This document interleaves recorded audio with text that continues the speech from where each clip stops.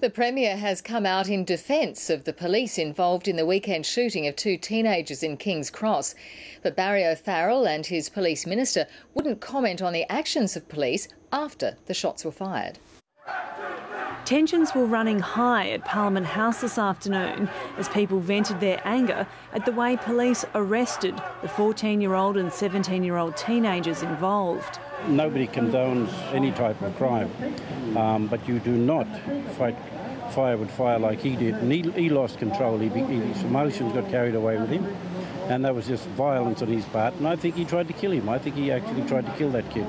Debate about the shooting and the arrest has been raging for 3 days without any input from the government.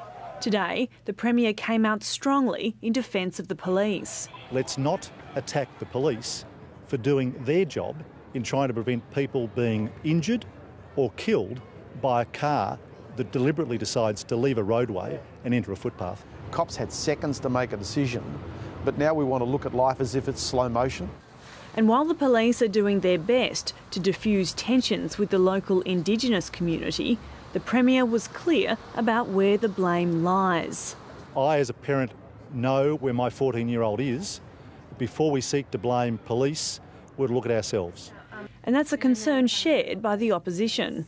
The big question is, how is it that those boys were in that car at 4 a.m. in King's Cross?